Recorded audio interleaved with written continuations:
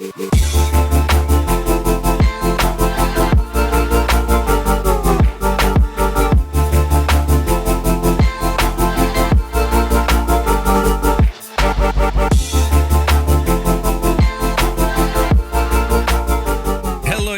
welcome to another episode of the Talk2Rami show. I'm excited because I'm sitting with Paul O'Brien for the second time, and we're going to talk about a lot of great things, especially about the AI. Paul, welcome, man. Especially about AI. Especially about the AI. Is that really a great thing? That's where we're going to start the conversation. I don't know it's going to be a great thing, to be honest with you, but this is what is going on right now, that every day I get messages. Every day I look at the TikTok. This is the 5 best AI website you should use. The AI is going to take over the job. This is going to take over so many things. I know. But it's really nice. It means we won't have to work anymore at all. Which is fantastic if you think about it. How are you? It is good to be back. Thank you so much. Thanks for being here. I always love chatting with you. But, where do you think where we're going? You hear that. I read your I read your posts on the LinkedIn. Yeah, you talking both sides, that AI can be good, AI can be bad, but all the marketing people, some they're freaking out, and some they are okay. They say it's another tool.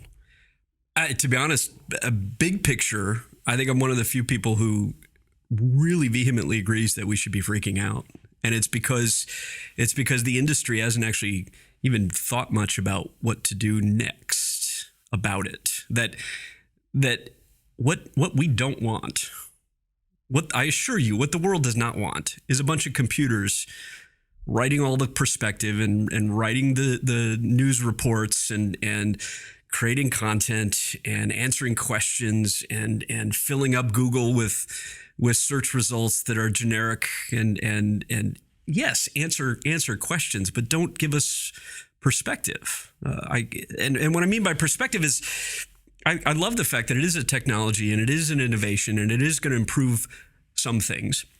But at the end of the day, it's going to replace the experience that a lot of us have with personality and creativity and perspective and experience, that my voice is not the same as your voice. Yep. And an AI is generic.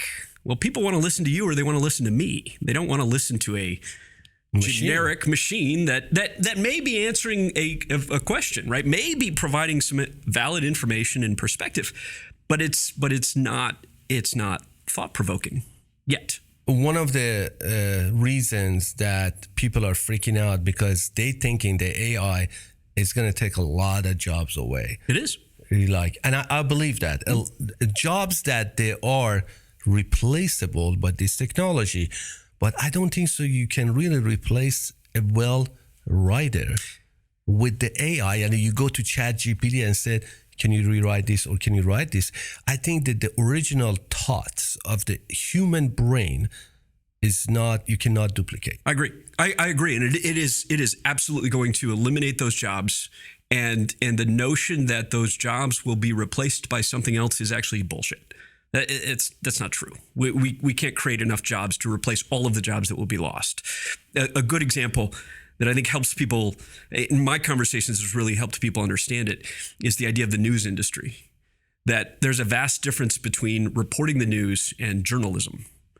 An AI can and absolutely should capably report the facts, like the Associated Press, the facts of an incident. Here's what happened.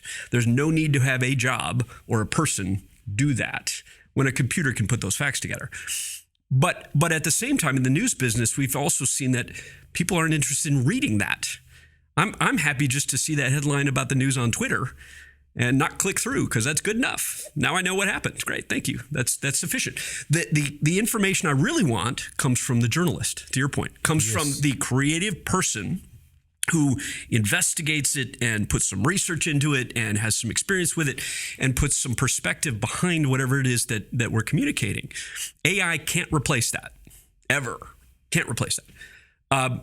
But the question, though, that concerns me is, what do we do in the meantime? What do we do about the fact that AI will replace all of those generic content creators, all of those generic landing pages, all of that generic work that writers are doing? What's going to happen to those people in those jobs? because there's nothing else for them to do. We don't need them doing anything else when a computer takes over.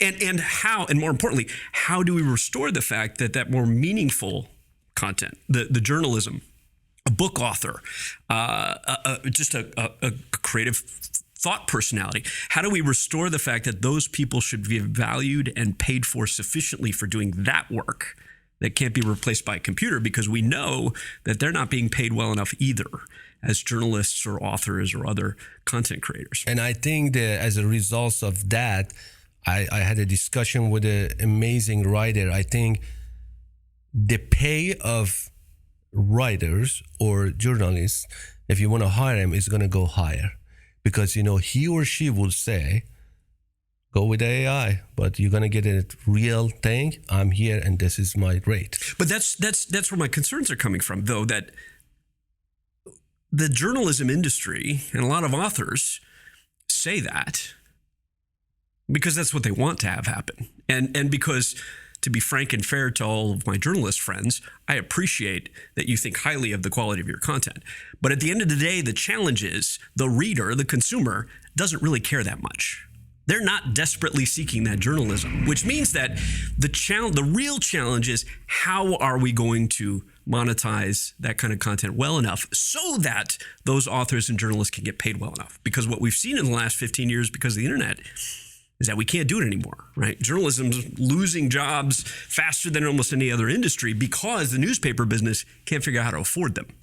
So how are we going to shift the way that we compensate those people? How are we going to shift the way that we make money in that case so that we can pay those people appropriately? Nobody's really asking those questions, right? They're concerned that AI is going to eliminate all these jobs, which it is. and yet we're not talking about how we're going to make money in other ways or new ways so that the people who do the creative work that we want actually get paid for appropriately. That's definitely going to be a challenge, and it's going to be a lot of obstacle for a lot of people. As we run the digital agency, I work with it. I work with the ChatGPT. I give him a sentence. I did this, and then we worked it.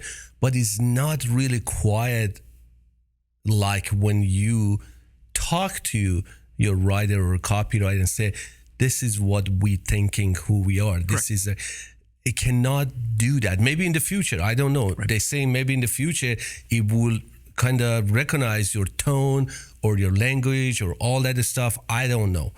But as you give more to this machine, it gets smarter. Yep.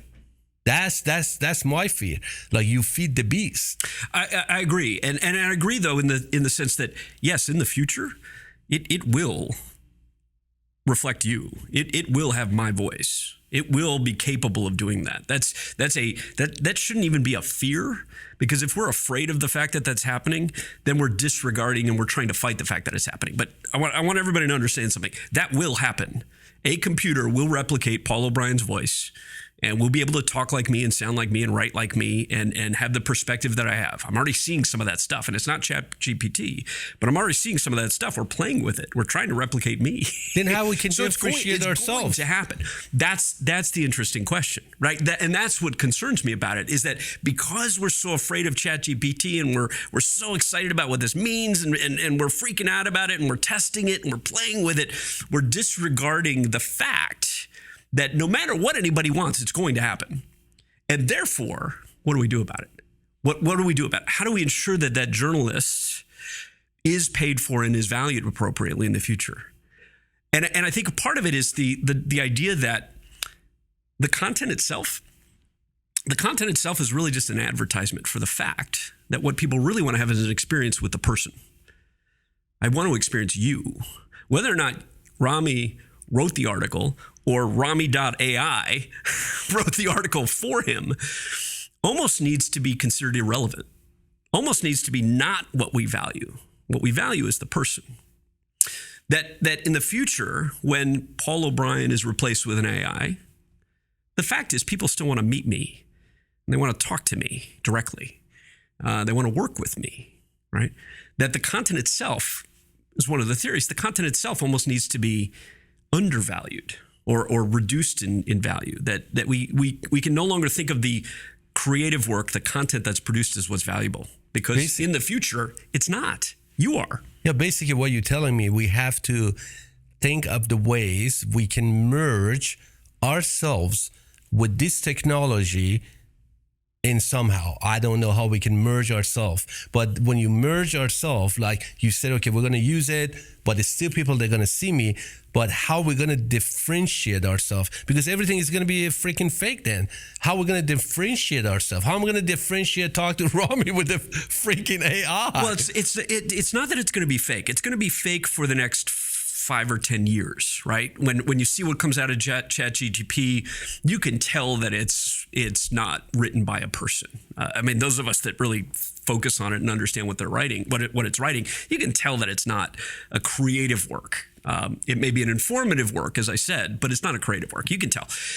But in 5 or 10 years, that's going to change. It will be able to replicate me, right, or you, and so what I'm challenging people to think about is, don't worry about the next 5 or 10 years. It's going to happen anyway.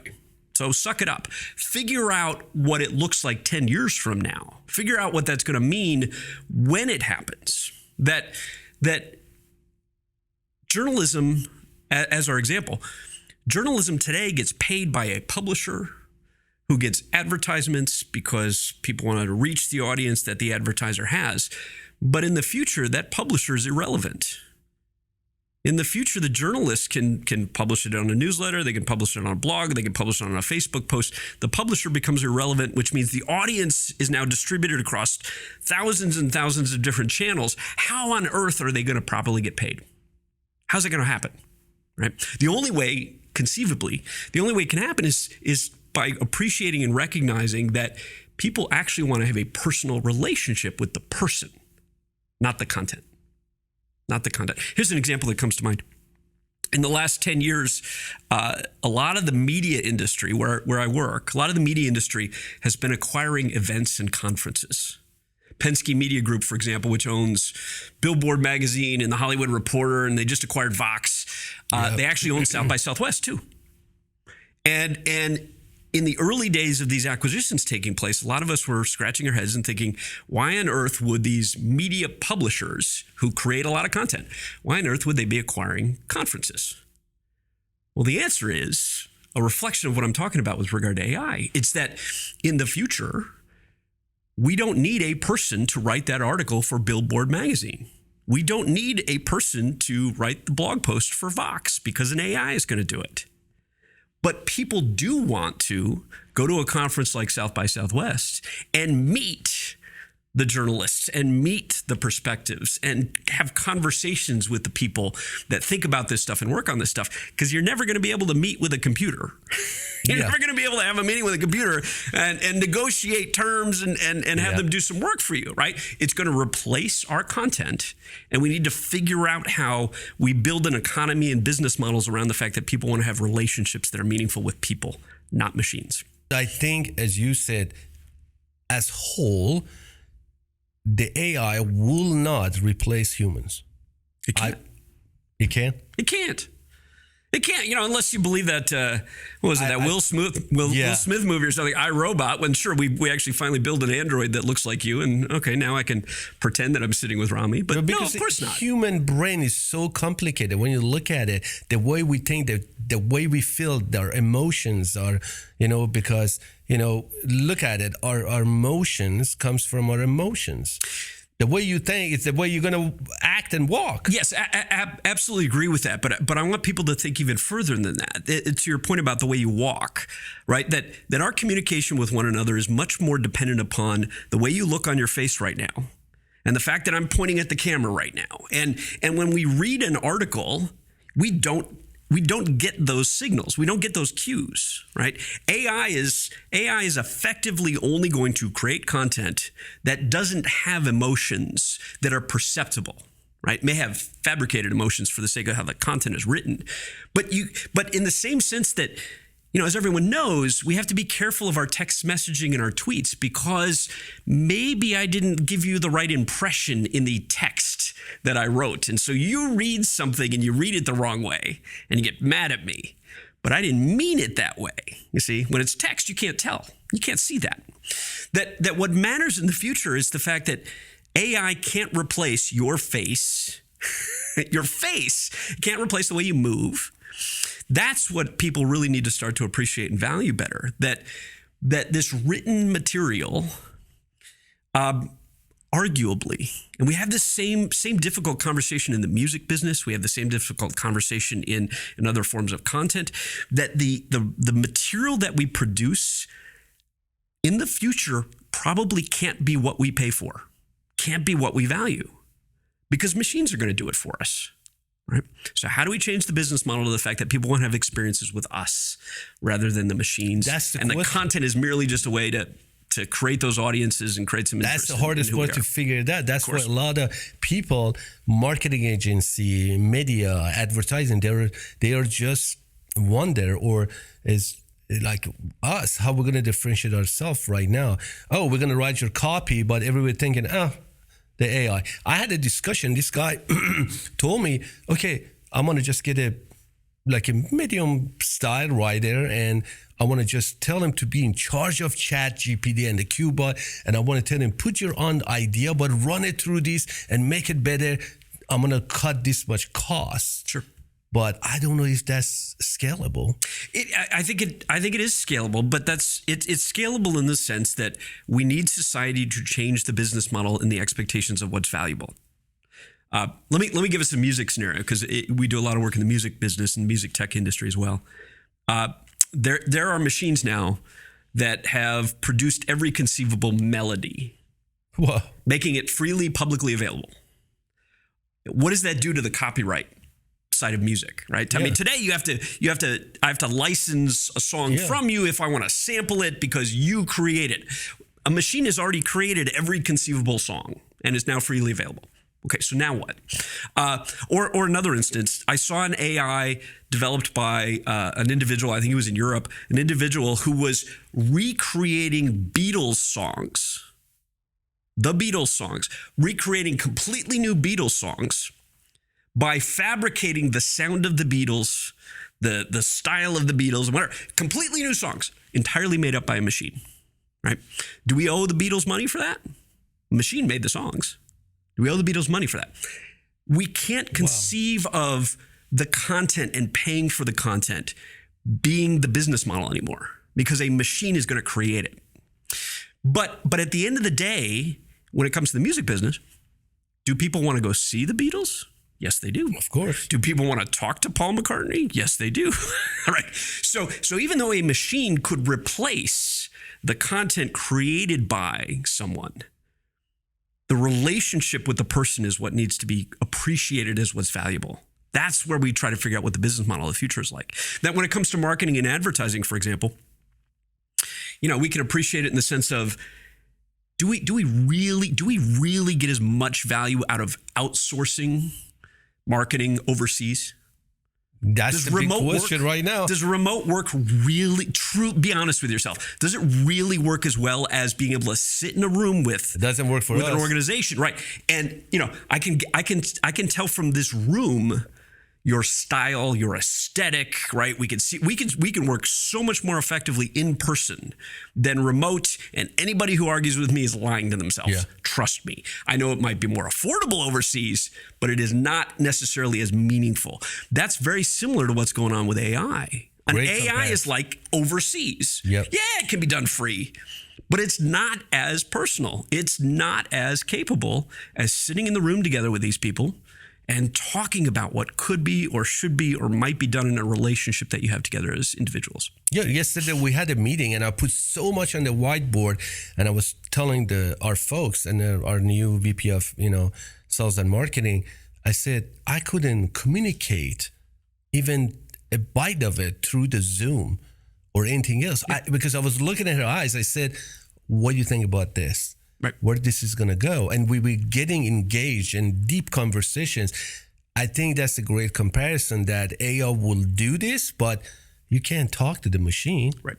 The feeling, I don't know, is going to, read our feelings and our emotions or something like that. But it's a very challenging time for digital marketing company, advertising marketing, to find a way to adapt. And how they're going to adapt, a lot of them are confused. I know that. I see it every day. They don't know what to do. In fairness, it's funny because I've been harping on one perspective. Let's take this in a different direction. They don't know what to do, and I want to challenge that as being a problem. I want to challenge that being a problem, given the fact that for the last 15 or 20 years since the internet dawned, marketing agencies have not been terribly effective compared to what they used to be. And what I mean by that is pre-internet, we're all familiar with massive marketing firms and marketing agencies that were great with brands and design and advertising and radio and television and all of these very straightforward, obvious things to do. Well, the internet came along and broke all of that. As we know, it broke all of that. And for a while, CMOs, well, I might argue still, CMOs don't have a clue what to do with the internet. And so you have this digital marketing team that's separate from the marketing organization because that's digital and it's not actually marketing, it's the online stuff. The reality is that marketing agencies have been struggling to figure out how to remain relevant since then, not because of AI, but since then. I can't find a marketing agency that can do social media and produce podcasts and create websites and run Google AdWords and understands how to do remarketing and knows how to do email really well. Like, there are just so many things that the internet has made possible. Marketing agencies have to change, and they haven't yet. They're still trying to either do traditional marketing or sell you some digital services. And until they appreciate that stuff must come together and you must be capable of doing all of it well, traditional marketing and digital, then you're not relevant as a marketing agency anyway. And so I'm sorry, I know you're freaking out about ChatGPT and you can't figure out what to do about it, but that's because you haven't figured out how to make yourself relevant in this new economy anyway, right? You're still just selling Facebook ads. And good for you making some money selling Facebook ads for a while, but it's coming into an end. Good for you for having a couple of content writers who can write blog articles, but that's coming to an end. It is, right? And it should be, is kind of my point. It should be in a challenging sort of supportive way. I'm saying it should be coming to an end because we need people to recognize again that it's the conversation, it's the relationship, it's the creativity that we can have by sitting together in a room. It's a marketing organization that knows how to develop a brand, knows how to do analytics, knows how to build a website, knows how to produce a podcast, knows how to run Google AdWords. It's all of those things that a marketing agency must be capable of doing. Otherwise, you're just a skill set that I'll outsource to somewhere in Africa or Asia or something because it's cheaper. Yeah, and if that's all you're doing for me, it's just a tactical thing. I'm gonna do that as inexpensively as possible. Yeah, I agree. I totally agree with you. And yesterday, we were talking about, I'm not going to advertise about our company, but we had to kind of adjust ourselves because what we believe in our agency, like currently Optic Tour, what is going to be a Black Ops agency, It's going to be a Black Ops agency? Yes. That sounds cool. What are we doing? Yeah. You're getting embedded? Yes, it's going to be. Well, actually, I like that. And I'm just announcing it right now, what we decided yesterday, because we are a big believer of an ecosystem of the marketing. Sure. We are believer that you have to have a strong digital foundation and solid digital foundation in order to scale. We are not going to just tell you, hey, you need a website. Okay, we're going to do that. No, we have to understand what is the pain, and all these dots are connected. Why are you going to send the email marketing or Google AdWords when you weaken the other part? You're going to waste your money. And we became so transparent since like 2 years ago. People, they're coming to us and they say, I need this. I said, I can't do it. I'm going to give you $5,000 a month. I said, I'm sorry, but I can't do it because I'm not taking your money, but your ecosystem is broken. Right. You don't know. I ask you, who are you? And you don't know. I said, what do you do? And you're going to run the Facebook ad campaign? Yep. This is not going to work. We got to the point that we're telling people, you have to understand who you are. Yep. And what you do and why you're going to do that and what are you going to do. Yep. If you don't understand, Jesus cannot help you. I swear to God, they think that Facebook ad campaign, I'm going to do this, I'm going to run that LinkedIn, but time out. Just Just figure it out. It's not, okay, the old marketing is different than the new era of digital marketing, but it's an ecosystem of everything, like a relationship. Hey, she's just cute and beautiful. No, can you communicate with her brain? Well, you make a great point, though, that I'm trying to illuminate quite a bit more. And it's that it's not old marketing versus new digital. Marketing is the same thing it has always been. Always been.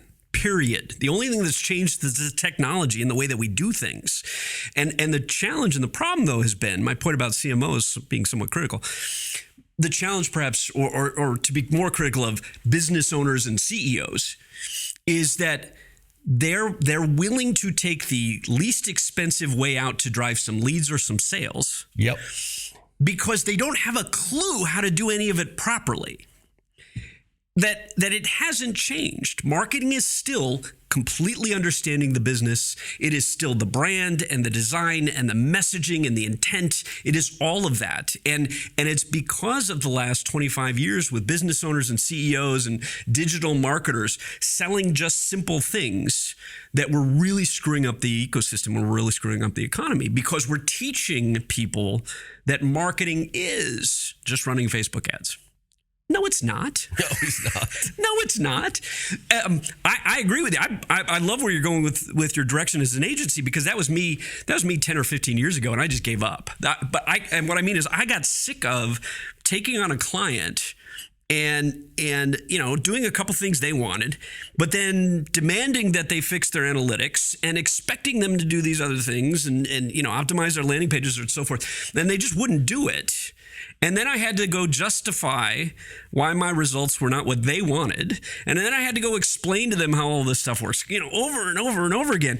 I just said, forget it. I'm not going to continue to take on clients that will not do everything that's required to effectively understand their market and build a business around that market. It's not worth it, because I don't want to be in the business of trying to teach people my job. I don't want to be in the business of teaching my job when they are supposed to have a different job, right? You're supposed to be running a company, not worrying about marketing. If you want me to do marketing, let me worry about marketing. You go worry about your job. But business owners don't do that anymore. Business owners are so fixated on, why am I not getting enough leads? Why am I not getting enough customers? I can tell you the answer. You just don't like it. Yeah. You're not properly doing marketing, and you're hoping that throwing up some LinkedIn ads is going to save your business. It's not. No, it's not going to work. It's a Band-Aid. It's a Band-Aid and a big wound. That's what sometimes I tell these CEOs, and I said, who is the voice behind your company? They said, you? No, I prefer to be behind the scene. Yeah. I said, what the fuck is that? How you want to lead? How you want to? Somebody's got to be on the face of the company. Well, it's really rather wonderful that we're unexpectedly coming sort of full circle. Who's going to be the voice behind your company? I assure you, it is not an AI. Absolutely not. I assure you, it is not ChatGPT. Absolutely. That ChatGPT cannot be the brand and the voice and create the content of Media Tech Ventures or my blog, right? It can certainly crank out some content for free that I could do something with, but it can't effectively be the voice and replace all of this stuff. That's where we need society to very quickly and very realistically and pragmatically get on the same page that technology has and is and will continue to constantly replace the jobs that can easily be done by a machine. But a personality and creativity can't be replaced by a machine. Jack Ma said this very same thing in the World Economic Forum a long time ago, 7 years ago. There's a great YouTube video about it. He said, if our schools do not start aggressively teaching sports and art and music, then humanity is doomed, because machines will absolutely replace everything we code, everything we write, everything we manufacture. It will be done by a robot. And the only way for us to continue to have a healthy society is for people to be taught the creative skills more than the technical skills. ChatGPT, AI is a technical thing, and it's not going to replace everything, but it is absolutely going to replace a lot of those jobs that we don't need to have anymore because a machine can do it. Yeah. And as you had mentioned, a lot of companies right now, I don't know what it is, they just thinking about, I need more leads. I need more clients. But how the hell are you going to get more leads and clients when you have a broken system? Yeah, it's that. If anything, though, Rami, that's my point, that I've been frustrated with marketing agencies for 10 or 20 years. I started my career at Yahoo in 99, and at Yahoo back then, 24 years ago, we had a skunkworks kind of research division that knew everything about you, a user and visitor on Yahoo. Everything. I mean, they'd come around and they'd be like, give me your cookie ID, right? And I'd share my cookie ID, and they'd pull up a full profile of Paul O'Brien, these data scientists.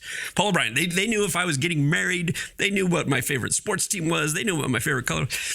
And here we are, though, is my point. Here we are now 30 years later, and the world is freaking out to learn that the internet is capable of doing that. 30 years later. We were doing it 30 years ago, and now you're discovering that we actually track everything and know everything about you online. Yes, that's absolutely true. That's absolutely correct. But here's my point. Marketing agencies that don't know that and don't know how to take advantage of it need to disappear. I'm sorry to say it, but you need to disappear. Agree with you. It's frustrating working with a marketer or a marketing agency, and they don't know how to leverage all of this data and information that the internet makes available, because you're in the seat that is responsible for that very thing. Of all of the people in the world who should understand intimately how to use the internet to do marketing, it's you. It's in the title. You're the marketing group, right? It's you. Your job is to know the market, is to know the customer, is to know the competitors, it's to know investors, it's to know journalists relevant to the business, and to find or work with or hear from a marketing agency that doesn't know how to do that or can't do that or won't do that for you.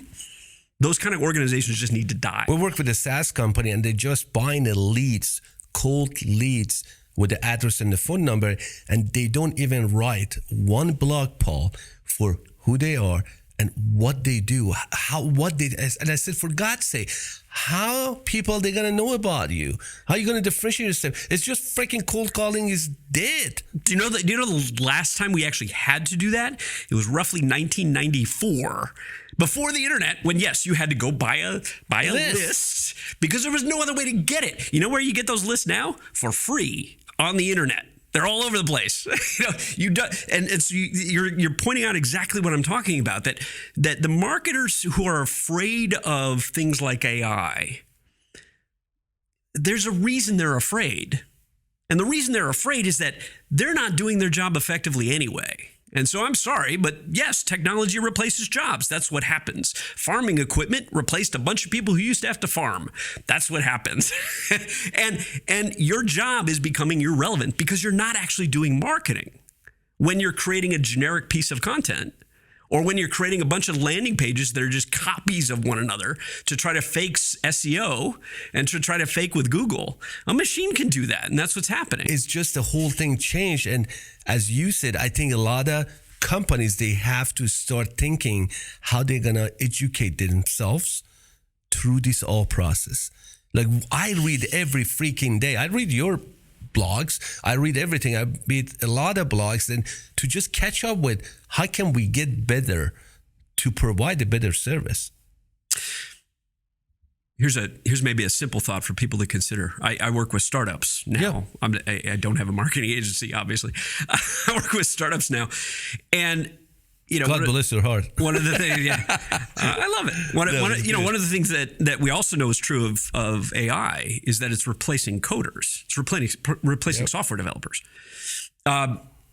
So think about, notionally, that's the same implication, right? If I need a basic stretch of code to just create a website, there's no reason for me to hire a software engineer to write the same basic code that does something that already exists, that content, that generic content, because that's what code is. It's just content.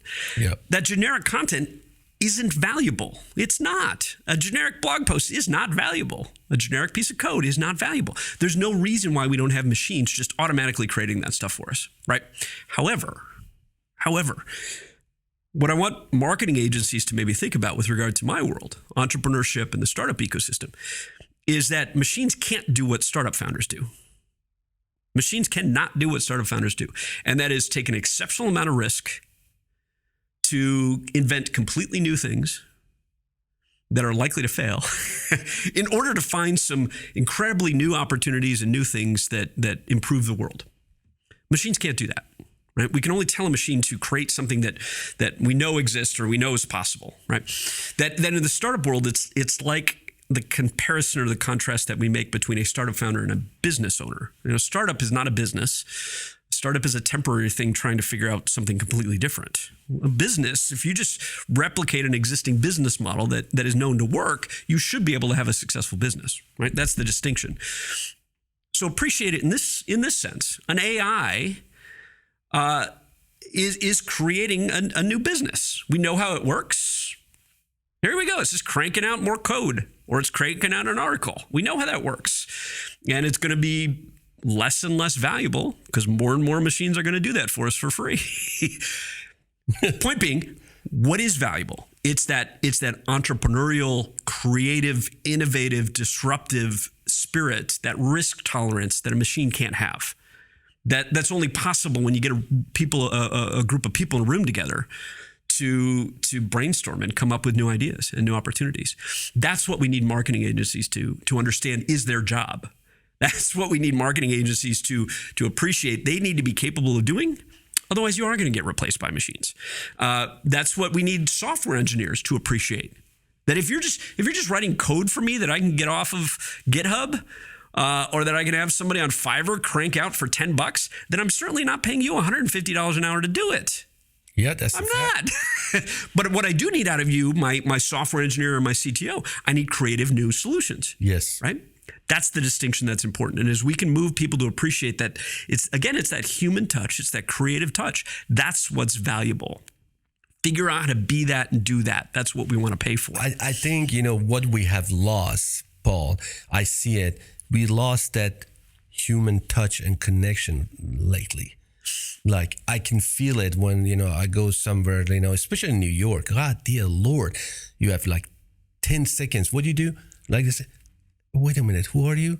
It's just changed. Austin is much better now, but overall, if, as you said, we can somehow, I don't know how, we bring all this back together and create that value we used to have, I think a lot of problem will be solved. I entirely agree. We learned that we are capable of having a job from home.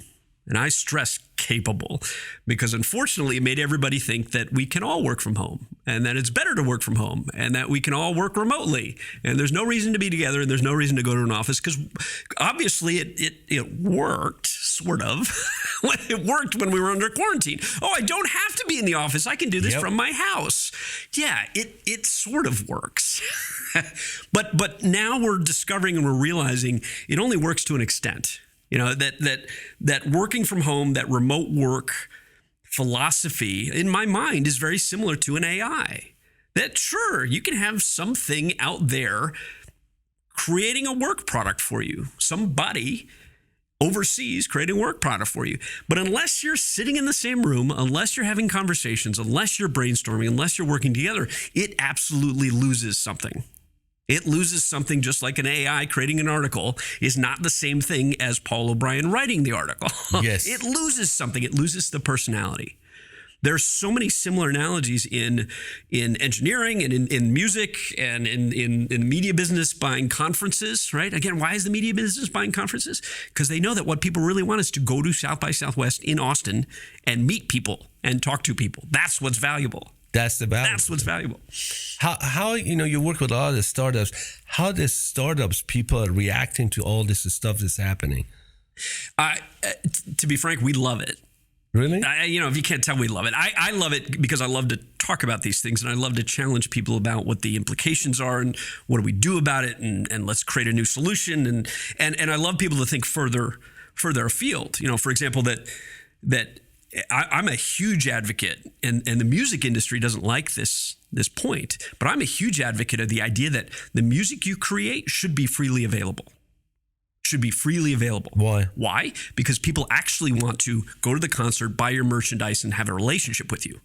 Your music is just an advertisement for you. Fair and that's enough. very similar to what we're talking about here, right? My article on my website that you read, thank you very much for that. I don't get paid to create content. I don't get paid to write amazing my stuff. content, by the way. Well, but you know that is what I write is I don't write it to get paid for it. I write it because I believe, and I think it's somewhat true, people want to have a relationship with me. Absolutely. And what's valued in that relationship then is the work and the experience and the perspective that I can offer to them that makes it more relevant to what they do, right? Not just a piece of content I write. That the startup ecosystem is really excited about things like ChatGPT and AI because at the end of the day, startup founders are always constantly seeking the most affordable way to do things. You know, my point that I'm not going to hire a developer for $150 an hour when I know it can be done for free. I'm just not. I know the labor needs to be paid and valued and is worth some money. I get that. But I'm not going to pay somebody to do something I know can be done for free. Why? Not because I'm trying to take advantage of the economy, but because I can't afford to spend money on things that I shouldn't be spending money on. And you put it somewhere else. Yeah. I'm trying to take massive risks and invent new things. I need my resources there, right? Not on doing things that can be done by machines. And so we love it in the same sense that we love any innovation. Any innovation, every innovation, always, and this is true of Facebook and Twitter, which we're debating a lot lately. Every innovation in the world always has advantages and benefits and pros and cons. Right now, we're all complaining a lot more about Facebook and Twitter. The fact is, those are some of the most valuable, socially beneficial technologies to have ever hit humanity. And they're all trying to adapt. Right. There are benefits and there are disadvantages. And the startup world loves that, right? Because that just creates a new opportunity for us to think about a new solution to new problems that have been created, right? AI creates new problems.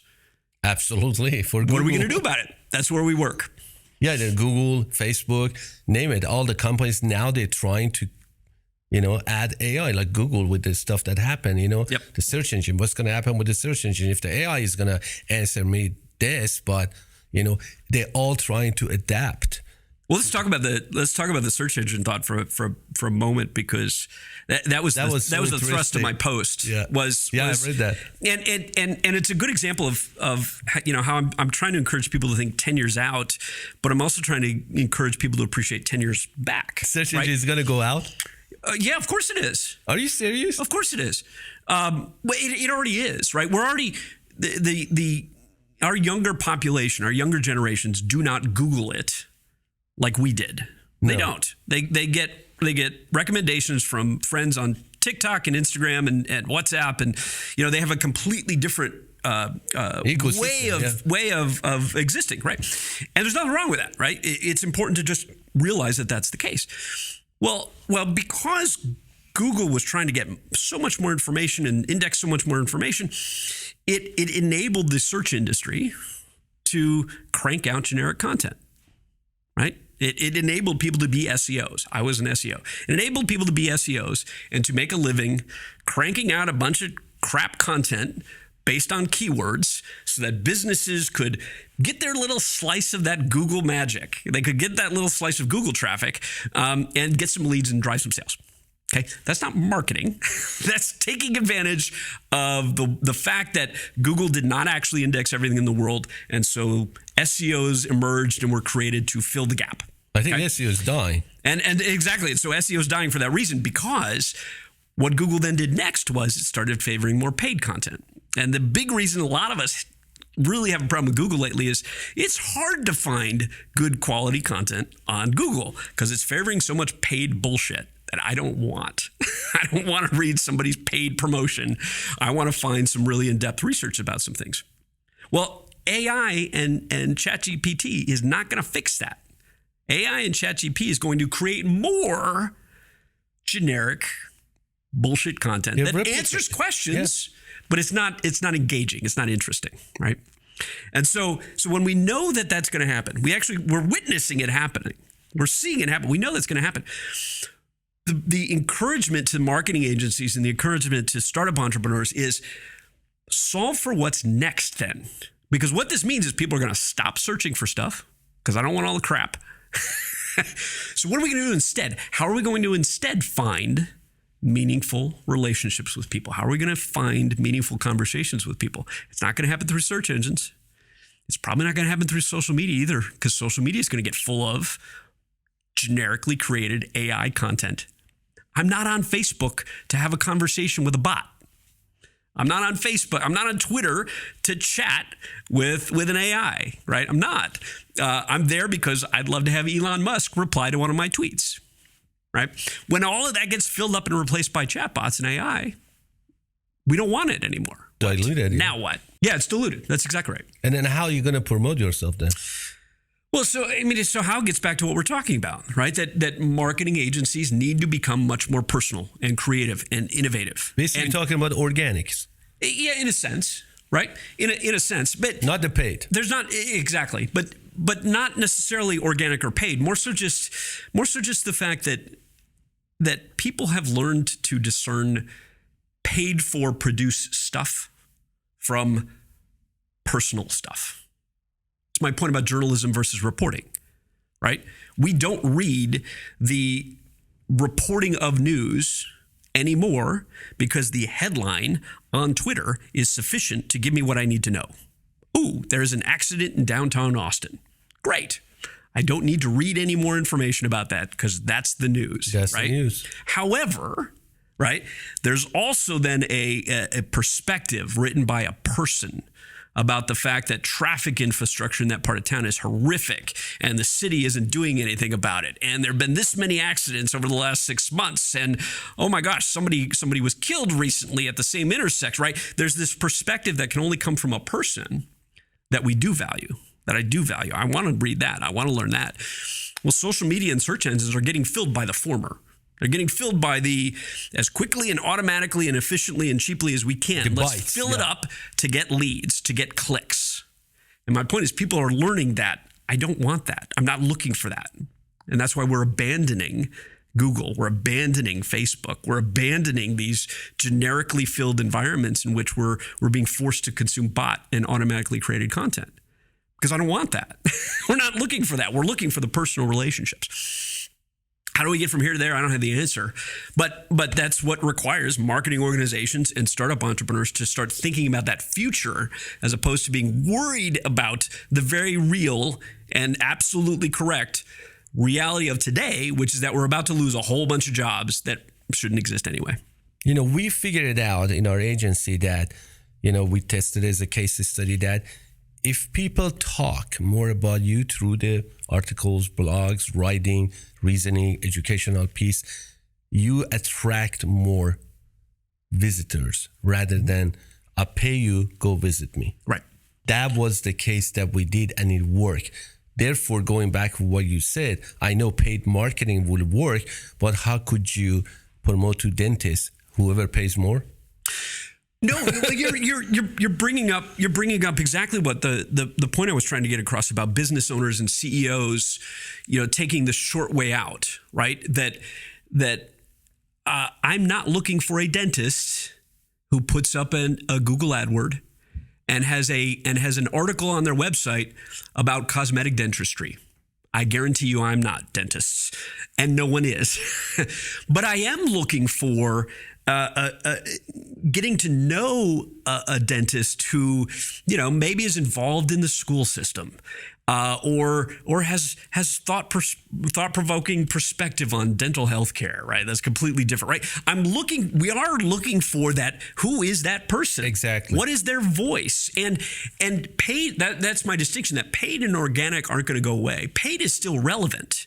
The problem is business owners and CEOs are thinking that paid is sufficient. If I just do paid because it tracks to a lead and then I'll get a sale, that's sufficient.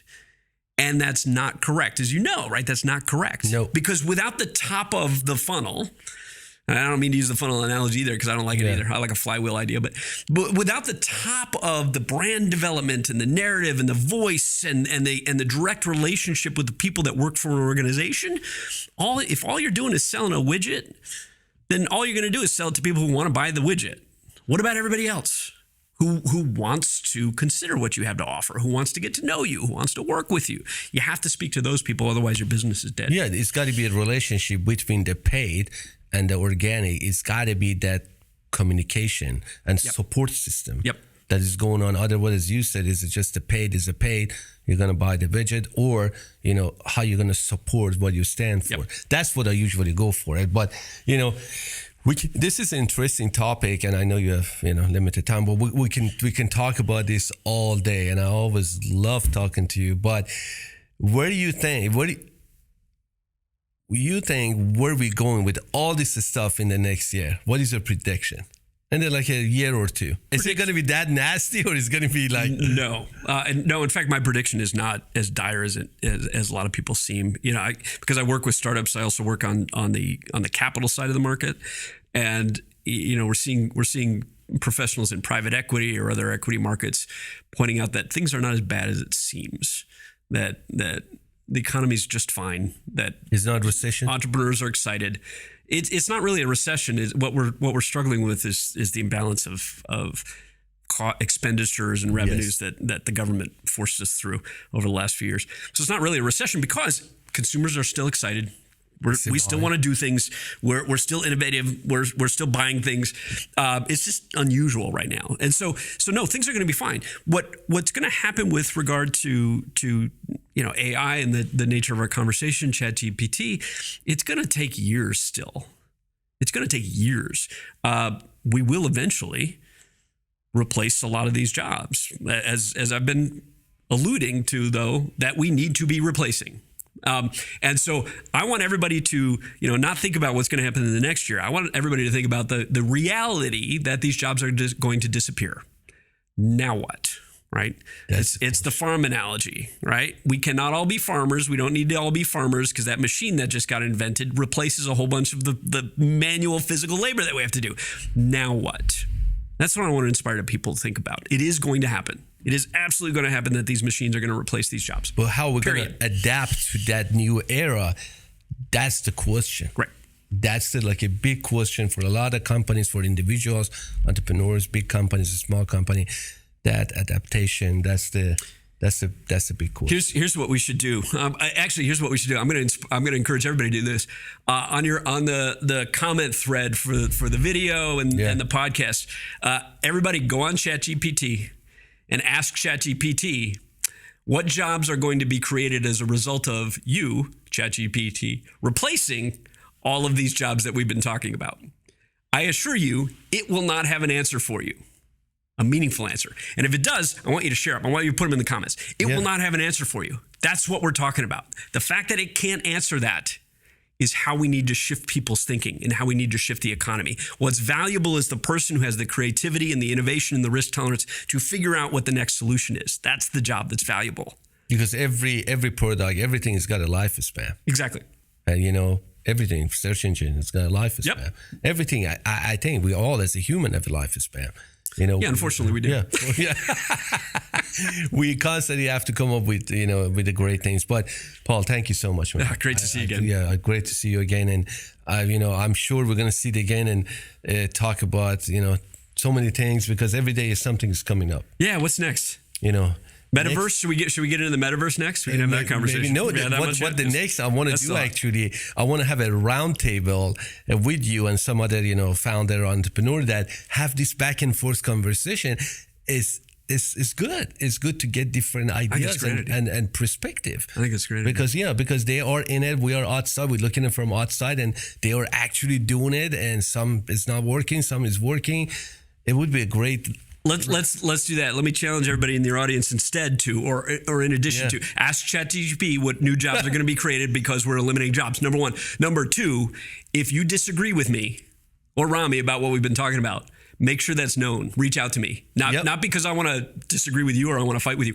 I want to have that conversation publicly. I want people to disagree with me. It's the only way we're going to figure out what new solutions look like. Absolutely. Is for someone else who is smarter than I am to have some perspective that I don't know about, that I haven't thought about, to say, no, Paul, you're wrong.